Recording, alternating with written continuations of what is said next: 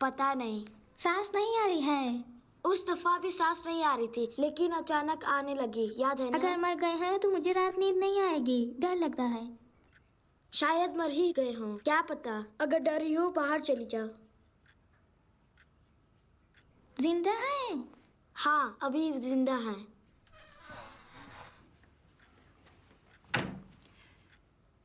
देखो बच्चों, इस घर में सहन है, बाग है, झूला है, उसके बाद भी तुम्हारी शैतानियों का ये आलम है कि साहब के कमरे में आ जाते हो। ठीक है, मैं भी हिसाम साहब को सब बता दूंगी। शौकत साहिबा, बाबा से मत बताइएगा हम यहाँ आए थे, हमें मारेंगे। यही करना चाहिए। वो कोई बच्चों का टीवी प्रोग्राम है कि हर सुबह आए और तुम यहाँ बैठ के उन्हें देखते रहो? अगर नहीं आए तो नहीं समझेंगे जिंदा है या नहीं। अगर जिंदा भी हो तो तुम दोनों के हाथों मर के रह जाएंगे। निकलो यहाँ से, चलो यहाँ से। ठीक है। अच्छा। अली अली अली अली, दादाजान सांस ले रहे हैं। खुदा का शुक्र है। मुझे क्यों जगा दिया? शौकत साहिबा ने मुझे कमरे से निकाल दिया, सोचा आपके पास आ जाए। साहब,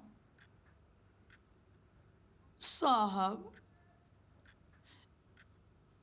आंखें नहीं खोलेंगे? मैं हूं शौकत। देखिए आपके पास आई हूं। सदके हो जाऊं आपके।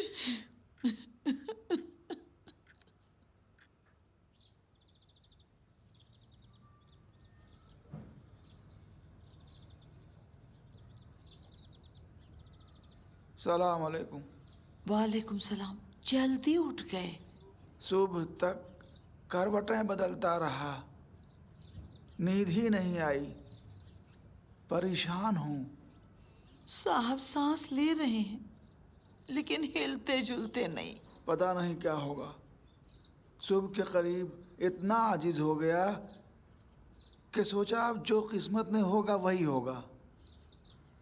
40 साल इस तरह गुजारे हैं, अब आगे भी जिंदगी के दिन किसी न किसी तरह से गुजर ही जाएंगे।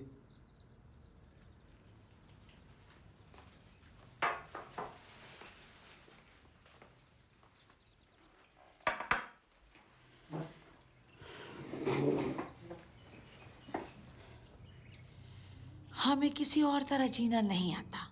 परिंदों को देखा है, चाहते हैं पिंजरे से बाहर भाग जाएं, और जब निकलते हैं तो 2 दिन भी जिंदा नहीं रह पाते। साहब, हमारे साथ ऐसा नहीं होने देंगे। अगर यही चाहते तो 40 साल पहले जब हम इस शहर में ठोकरें खा रहे थे तभी छोड़ देते।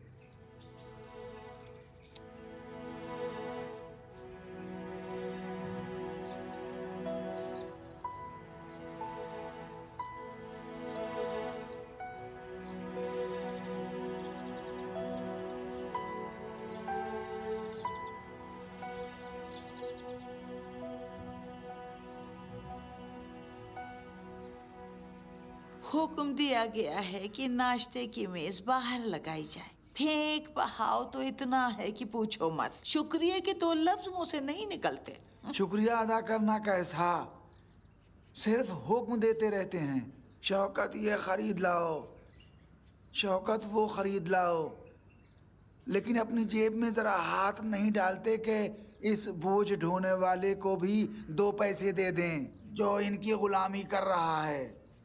कल हिसाम और एहसान साहब ड्राइंग रूम में बैठे बहस कर रहे थे। मैंने गौर से सुना तो बस घर बेचने, बाग बेचने, कारखाना बेचने की बातें किए जा रहे। शौकत बीबी, तुम्हारे ख्याल में ये लोग साहब की तरह हैं? नहीं, ऐसा नहीं है। इन दोनों भाइयों को मुफ्तखोरी की आदत हो गई है।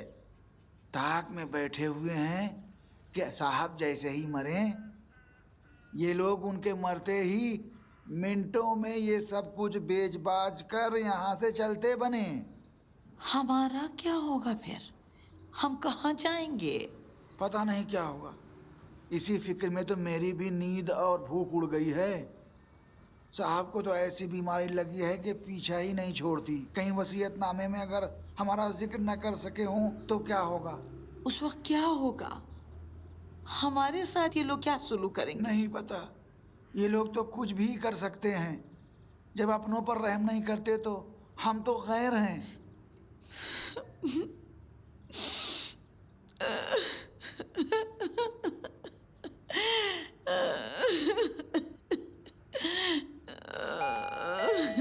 लगता है डॉक्टर साहब आ गए हैं। बाबा, बाबा,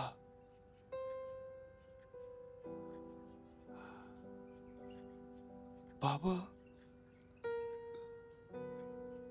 उठिए ना, क्यों नहीं जागते? हम कितने दिन से आपके पास हैं। उठिए, मैं हूं एहसाम, आपका छोटा बेटा। जानता हूं मैंने बहुत बुरा किया है, बड़ी बर्बादी की है, लेकिन आप मुझे माफ कर दे। आप तो सब जानते हैं, पहले की तरह हर चीज से बाखबर रहते थे, चाहे आंखें बंद ही क्यों ना हो।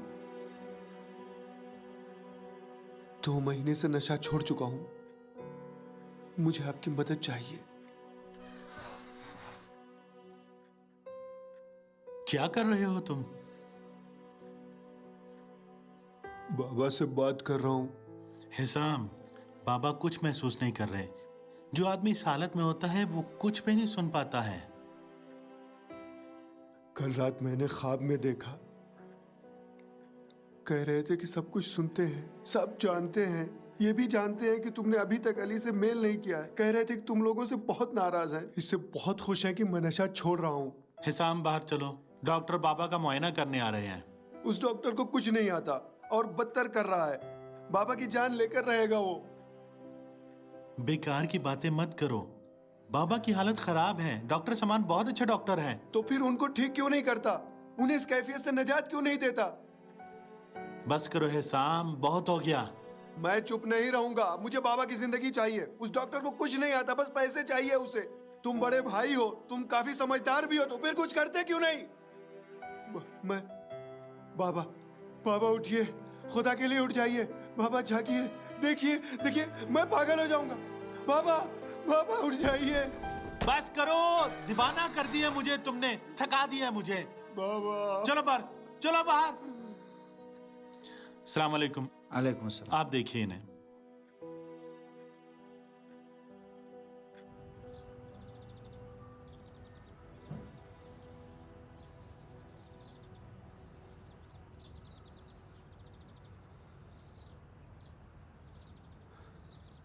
मुझे अफसोस है। कोई बात नहीं।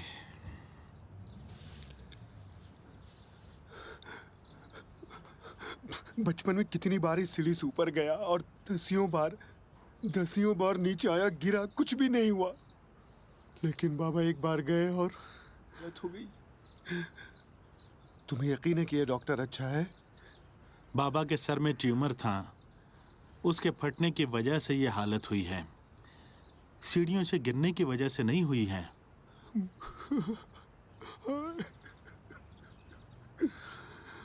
मुझे माफ कर दो, मैं अपने ऊपर काबू नहीं रख पा रहा हूँ। नशा छोड़ने में ऐसा तो होता ही है, आदमी जरा जरा सी बात पे जज्बाती हो जाता है, उसे रोना आता है।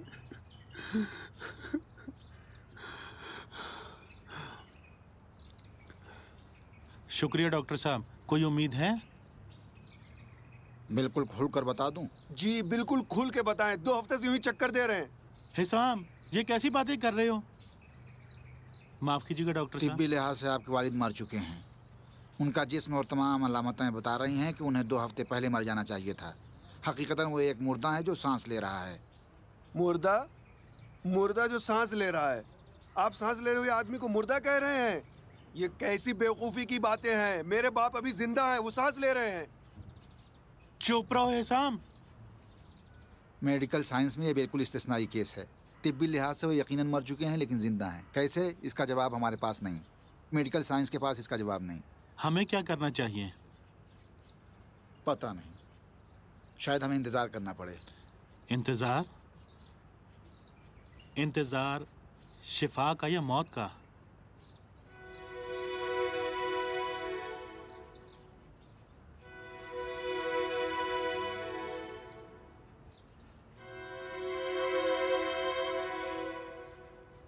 ये लाडली गुड़िया के लिए है और ये मुकुलो मुकुलो मुकुलो।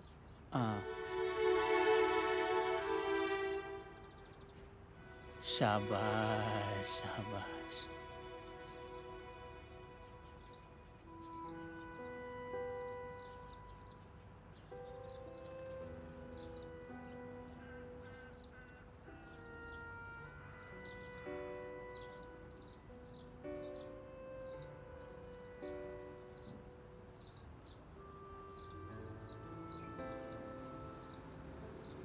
तुम्हारी अम्मी कहाँ है?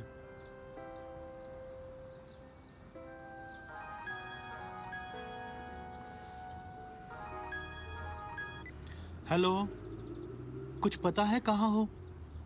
टेलीफोन का जवाब क्यों नहीं देते? भाई जानते हो सुबह से मैंने कितने फोन रिसीव किए हैं?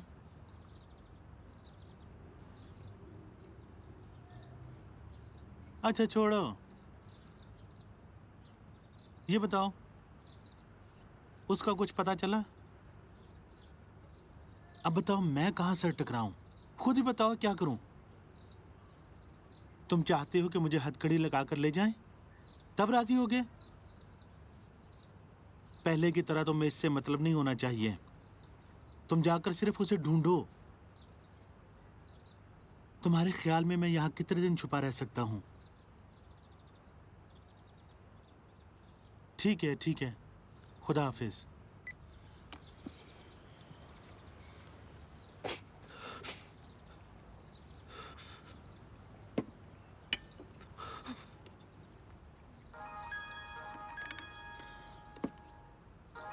हुमा है। अस्सलाम वालेकुम हुमा, कैसी हो? कब पहुंची? मैंने कहा ना, काश मुझे फोन कर लेती। वैसे ही हैं, ना बेहतर ना बद। कहो तो तुम्हें तेहरान लेने आ जाऊं? नजदीक पहुंचकर फोन कर देना, मैं तुम्हें लेने आ जाऊंगा। अच्छा, खुदा हाफिज। बाबा आपके हुमा भी आ गई, अब भी नहीं जागेंगे? उसे लेने चलना है।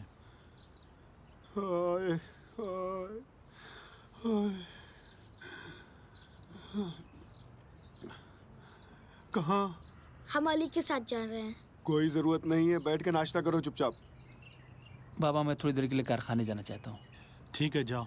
मेरा पेट भी भर गया, मैं भी जाऊं? इस जगह से हिलना नहीं। बच्चों से इस तरह बात क्यों कर रहे हो? बच्चों से क्या है तुम्हें? सुबह हुई और डांट टपट शुरू कर दी दोनों बच्चों की। दारोगे जहन्नम भी आ गए। अस्सलाम वालेकुम फुरुख साहिबा। वालेकुम सलाम अली। अस्सलाम वालेकुम। वालेकुम सलाम। बच्चे अगर आपके साथ जाएं कोई मसला तो नहीं होगा? नहीं, बल्कि खुशी होगी। जाओ, लेकिन इन्हें सताना नहीं। ठीक है।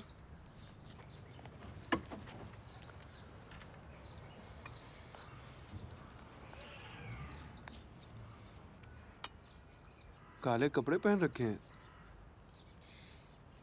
जब से तुम्हारी बीवी बनी हूँ स्यापोश हो गई हूँ। शौकत खानूम, एक गिलास गर्म पानी का ले आए। डॉक्टर कह रहा था कि बाबा एक ऐसे मुर्दे की तरह है जो सिर्फ सांस ले रहा है। ये नहीं बताया कि सांस कब तक चलेगी? तुम्हें तो वो बुरे नहीं लगते थे ना? तुम्हारे खानदान में मुझे एक बाबा जानी पसंद थे। थे? हाँ, तुम्हें तो कह रहे हो कि मुर्दा है जो सांस ले रहा है। बाबा जब तक सांस ले रहे हैं थे नहीं।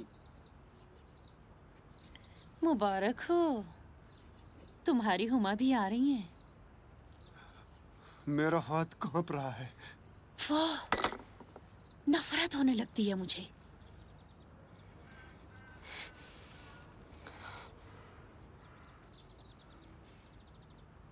देखो, मैं कहता हूँ कि बेहतर नहीं होगा इन हालात में उस किस्से को 1 आध महीने के लिए आगे बढ़ा दे।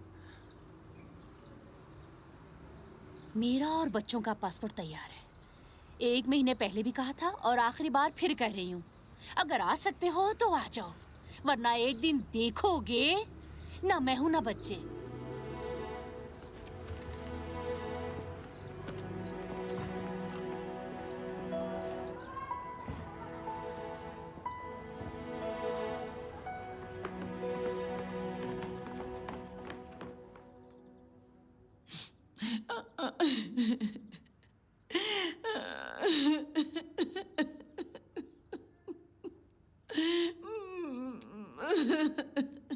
शौकत साहबा,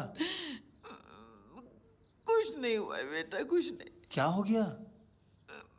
बस ऐसे ही दिल भर आया किस बात पर?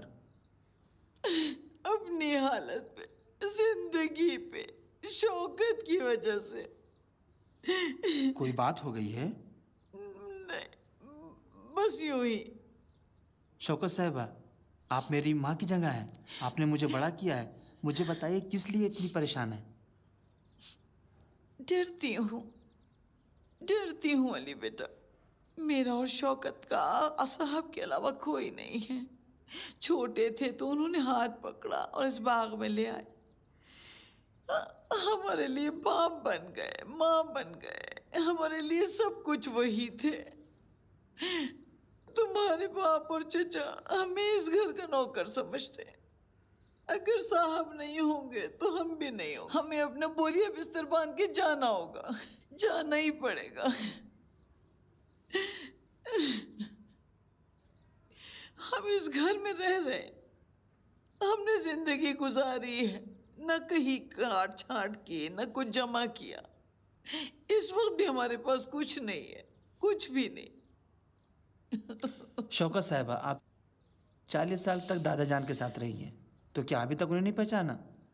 परेशान ना हो, दादा जान हर काम के शुरू में ही उसके आखिर की भी फिक्र कर लेते हैं। डर लगता है, डरती हूँ कि कहीं किस्मत हमें उनके कदमों में न डाल दे। परेशान ना हो, हम सब की आकबत खुदा के हाथ में है। मुतमईन रहें, मेरा दिल कहता है सब कुछ ठीक हो जाएगा।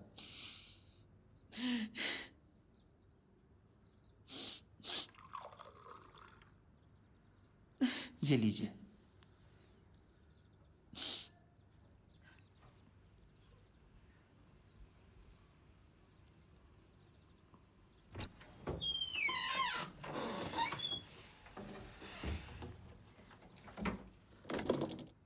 कहाँ की ये तैयारी है? घर जा रही हूँ। मेरे साथ आई हो, मेरे साथ जाओगी। इन बातों का जमाना गुजर गया, तुम भी जानते हो।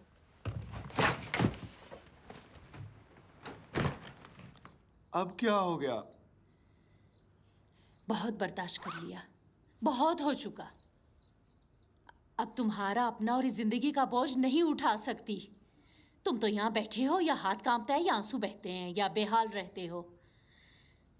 तुम्हें इस बात की खबर ही कहाँ है कि तुम्हारे भाई और बाजी जान में एका हो चुका और बाबा का माल हड़प करने जा रहे हैं। ऐसी जुर्रत किसमें है? लोग जबान पर सब कुछ नहीं लाते बल्कि अमल करते हैं। तुम्हारे भाई साहब तो कल्लाश हो चुके हैं और पैसों के चक्कर में और इधर उधर दौड़ रहे हैं। और बहन साहिबा जो खुद इतनी तेजी से आ रही हैं, क्यों आ रही हैं? बाबा के लिए? बाबा की दौलत के लिए। मेरे बाप जिंदा हैं और जब तक उनकी सांस चल रही है 1 पैसा भी नहीं मिलेगा। अच्छा, तो फिर एहसान साहब ने बहरामी को क्यों बुलाया है? लो, तुम्हारी बाजी जान भी आ गई।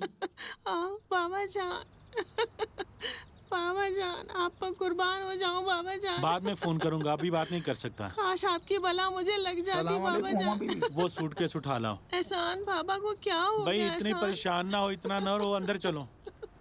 सलाम अलैकुम। वालेकुम अस्सलाम। हमारे लिए कुछ लाई हाँ, है? क्यों नहीं।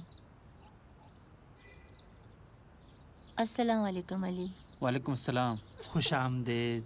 बाबा जान, बाबा जान, बाबा जान उठ जाए।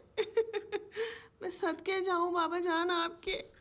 काश बाबा जान आपकी जगह मैं यहाँ लेटी होती। बाबा जान बाबा जान उठ जाइए, हुमा आई है। बाबा जान मैंने बहुत देर कर दी। बाबा जान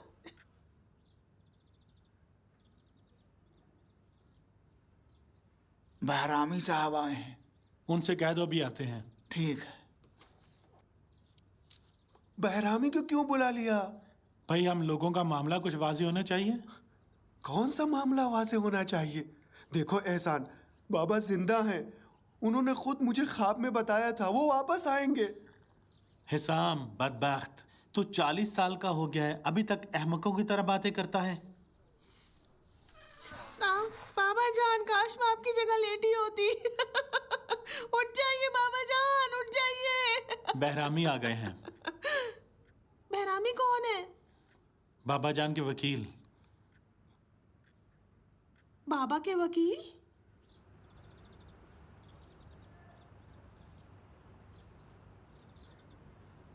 वालेकुम अस्सलाम। क्या हो रहा है? क्या है यहाँ पर? क्या मेरे बाबा मर गए हैं जो तुम लोग वसीयतनामे के चक्कर में पड़ गए? हुमा, क्या है? पैसे की बू सूंघ ली तुमने। पैसे की बात किसने की? इस सूरत-ए-हाल में बाबा के वकील को यहाँ होना चाहिए। अगर इजाज़त दें तो कुछ अर्ज़ करूं। जब तक जनाब हुसैन सादत सांस ले रहे हैं उन्हें ज़िंदा माना जाएगा। उनके कारखाने तिब्बे मामूल अपना काम करता रहेगा। उनका अकाउंट मेरे तहत नज़र खुला हुआ है और चेक भी जमा हो रहे हैं। उनके इंतकाल के बाद उनके वसीयतनामा पर अमल करेंगे जो मोहरबन मेरे पास मौजूद रखा है। बस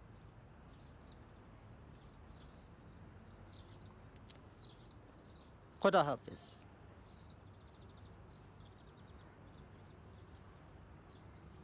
बाबा का हिसाब किताब इनके कंट्रोल में क्यों है? क्योंकि ये बहरामी है और इन पर कोई शक नहीं कर सकता। बहरामी है, बहरामी रहे, लेकिन क्यों? इसलिए कि बरसों से बाबा जान के हिसाब किताब और कानूनी मसाइल यही देख रहे हैं। प्यारी बहन, तुमने देर कर दी इन चीज़ों की, तुमको खबर नहीं।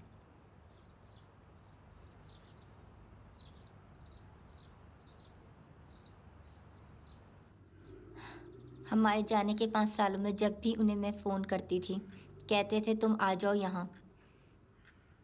घर की बातें करते थे, दरख्तों की, झूले की, जिसे हमने मिलके बनाया था। याद है ना अली? अभी हम सवारी करेंगे। हमारी बातें भी कहते थे। हाँ, क्यों नहीं। तुम उनके पास थे जब वो सीढ़ी से गिरे? नहीं, कारखाने पे था। शौकत खानम और उनके शौहर ख़रीदारी के लिए गए थे। दादा जान भी अकेले थे। प्रोग्राम यह था कि दोपहर तक दफ्तर पहुंच जाएंगे। एक मीटिंग थी। जब देर हुई तो परेशान हो गया। घर पहुंचा तो देखा दरख्त के नीचे बेहोश पड़े हैं। शौकत खानम, ये सब क्या है? तो फिर शुरू हो कोई गई। कंट्रोल नहीं है। 40 साल से हो लेकिन इस घर को अपना घर नहीं समझती हो तुम। ऐसा क्या हो गया है? यहाँ कोई जश्न या दावत हो रही है क्या? कितने सारे चावल किसके लिए पकाए हैं? ये मेरे मजलूम बाप का पैसा है जो इस तरह लुटाया जा रहा है। हम यहाँ अपने बाप की अयादत के लिए आए हैं, दावतें उड़ाने के लिए नहीं आए हैं। मैंने 2 आदमियों के लिए 1 पैमाने चावल का हिसाब किया है। क्या हुआ है? देखो फरोख, बुरा ना मानना, इस घर में तो ऐसा लगता ही नहीं कि कोई खातून यहाँ मौजूद है। ये क्या हालत है? आदमी को दूसरे के माल का भी कुछ ख्याल रखना चाहिए। हुमा जान, वाकई हैरत है, अभी पहुंची नहीं कि हंगामा शुरू कर दिया। मेरे भाई ने तुम्हें ये नहीं सिखाया कि अपने बुजुर्गों से कैसे बात की जाती है? अगर आप बुजुर्ग हैं तो ऐसी बुजुर्गी पर 7 सलाम। 5 साल पहले भी जब जाने वाली थी तो जबरदस्त झगड़ा करके गई थी आप। हुमा साहिबा, ये सब करने से कुछ हासिल नहीं होगा। मेरी समझ में नहीं आता कि तुम यहाँ किसने बुलाया है। यहाँ आकर जम गई हो किस लिए? सारे गिद्ध यहाँ जमा हो गए। अपनी इज्जत का खुद ख्याल रखें। मैं ये पूछती हूँ कि आप यहाँ क्या करने आई हैं? आप भूल गई हैं कि 5 साल पहले आप बाबा से कितना नाराज होकर गई थी और फोन नहीं किया। जिसे यहाँ रहना चाहिए वो मैं हूँ, आप नहीं। मैंने ही इन तमाम बरसों में बाबा की हर तरह से खिदमत की है। उस वक्त आप कहाँ थी? तुम? जहाँ तक मुझे खबर है तुम तो पूरे साल यहाँ कदम नहीं रखती थी, तो खिदमत कब कर डाली? फरोख, तुम्हें तो अपने नाजो अंदाज से ही फुर्सत नहीं होती जो कुछ और सोचो। तुम्हें अगर फिक्र करना होती तो मेरे बेचारे भाई की फिक्र करती जो तुम्हारी वजह से नशे का आदी हो गया। बस करो। तुम्हारी आवाजें पूरे घर में गूंज रही हैं। अगर अपनी इज्जत की फिक्र नहीं है तो कम से कम बाबा जान की इज्जत का ख्याल करो तुम लोग। और तुम जो शायद हमारे भाई हो, ना जाने तुम्हारे बड़ेपन का हमें क्या फायदा हुआ। अभी बाबा की सांस चल रही है और तुम जमीन जायदाद के चक्कर में पड़ गए। शर्म आनी चाहिए। तुम्हें हुआ क्या है? पागल कुत्ते की तरह हर एक पर झपट रही हो। चाहती क्या हो तुम? इनको तकलीफ इस बात की है कि 5 साल से बाबा के पास नहीं आई। जानते हो क्यों? क्योंकि सोचती थी कि बाबा उम्र नूह लेकर आए हैं। नहीं मेरी बहन जान, ये चीख पुकार से कुछ होने वाला नहीं है। देर से आई हो। तुम तो अपना मुंह बंद ही रखो। मैं तो नाराज होकर दूर चली गई थी ना। तुमने क्या किया? तुम तो मुसलसल उनका खून जलाते रहे। शक्ल तो देखो, तुम्हारे बारे में भी सब पता है। 3-3 दिन पर नशे में चूर यहाँ आते थे। चलो चलो, मैं हीरोइन का आदी, नशा करने वाला पागल था, मेरा दिमाग खराब था। तुम तो ठीक थी ना? तुमने बाबा के हक में कौन सा कारनामा अंजाम दिया? कोई कारनामा नहीं किया, लेकिन तुम्हारी और आसान की तरह इनके जिगर को छल्ली नहीं किया। मुझे अपनी लड़ाई में ना खींचो। तो वाकई तुम समझते हो कि तुम इसमें शामिल नहीं हो? जब जब दिवालिया हुए तुम बाबा जान को ही लूट कर ले गए। देखिए एहसान साहब, आप बाबा जान की जिंदगी में अपना पूरा हिस्सा ले चुके हैं। अब उनका पीछा छोड़ दीजिए। बस करो, बस करो, बस करो, बस करो, बस करो। दिमाग खराब कर दिया है, पागल कर दिया मुझे।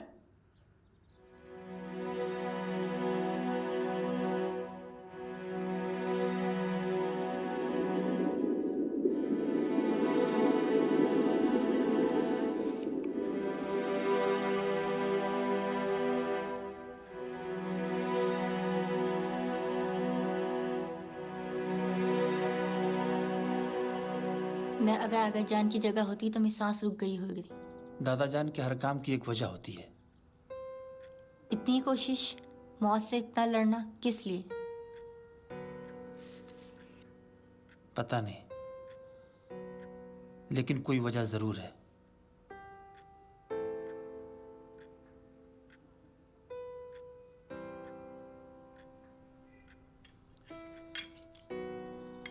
अर्दलान, खाली खाली चावल क्यों खा रहे हो? सालन भी लो।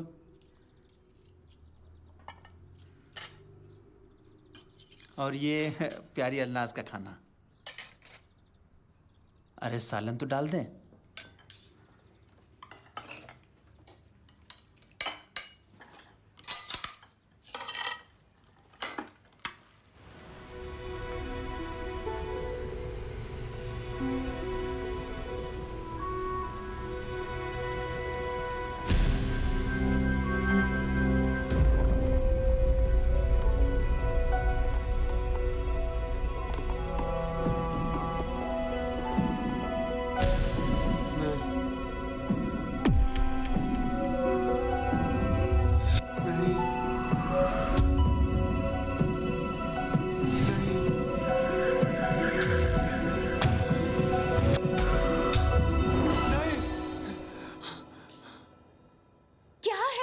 पागल कर दिया है। चुपचाप सो जाओ।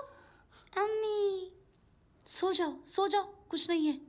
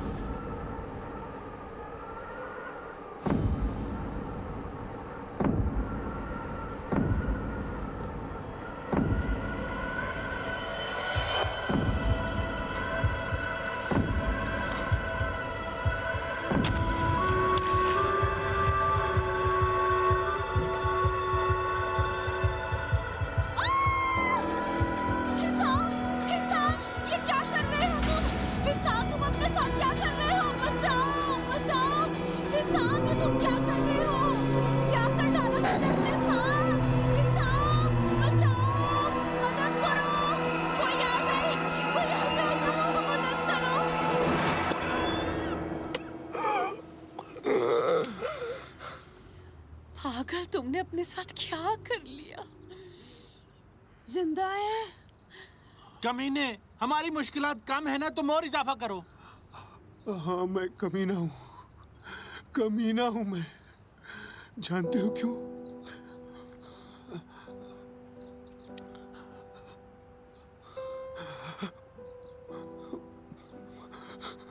बाबा को मैंने मारा है। उस दिन मैं बाबा के पास गया, उनसे पैसा मांगा। मेरी हालत बहुत खराब थी, बहुत खराब थी। उन्होंने पैसे नहीं दिए। मैं उनके पास गया, वो सीढ़ियों पे चढ़ गए। मैं उनसे मांगना चाह रहा था पैसे, क्या तभी अचानक वो ऊपर से गिर गए, एक हल्के फुल्के पत्ते की तरह। मैं उनके सराहने गया, उन्हें छुआ, लेकिन वो हिले नहीं। मैं डर गया था, मैं भाग गया। मैं बहुत डर गया था, मैं भाग गया।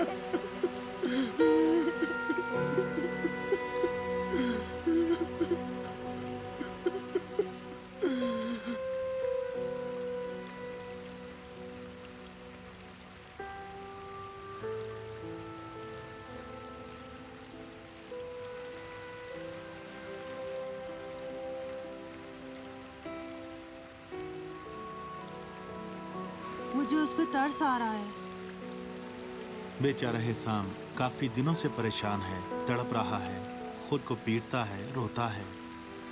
मैंने एक बार भी नहीं पूछा कि तुम्हें क्या हुआ है।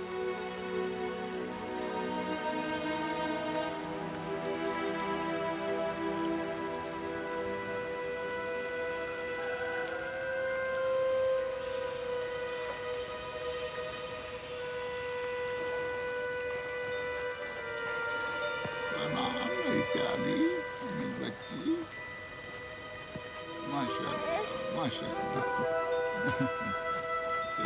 मेरी प्यारी, मेरी लाडली, रो नहीं बेटा।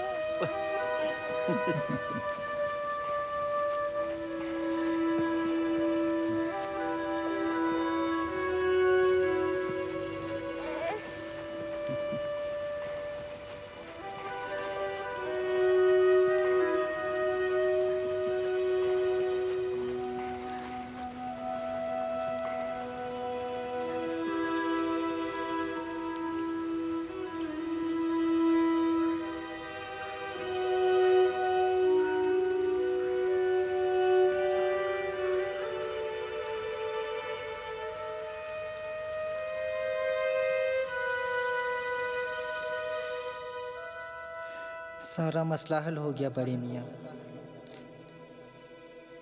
चेक आपके अकाउंट में आ गया आज ही।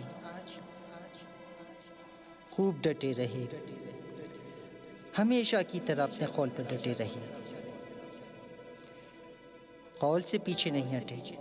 अब इन बच्चों के पास एक घर है, 2 बेडरूम का, 1 बाथरूम के साथ, जिसकी छत कभी नहीं टपकेगी, 100 साल में भी नहीं टपकेगी।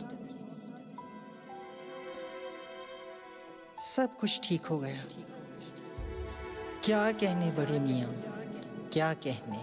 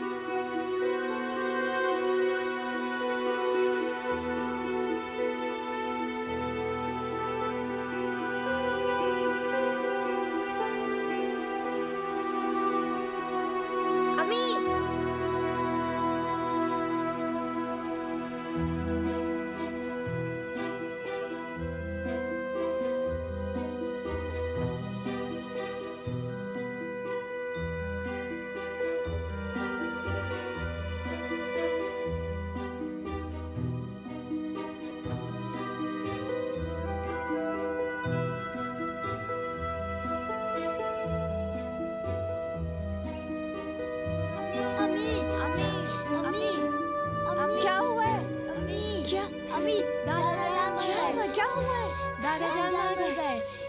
दादाजान मर गए। सलाम अलैकुम। वालेकुम सलाम। बाबा जान फोत हो गए। मैं जानता हूँ। आप कैसे जानते हैं? आपके वालिद 2 यतीम बच्चों के लिए जो अपनी माँ के साथ रहते हैं और उनका घर गिर गया है, एक घर ख़रीदने वाले थे। घर के लिए जो पैसे चाहिए था वो कल उनके अकाउंट में पहुंच गया। आप अपने वालिद को अब तक पहचान नहीं सके। वो जब तक उन यतीमों के लिए घर ना ख़रीद लेते दुनिया से न जाते। खुदा उन पर रहमत करे।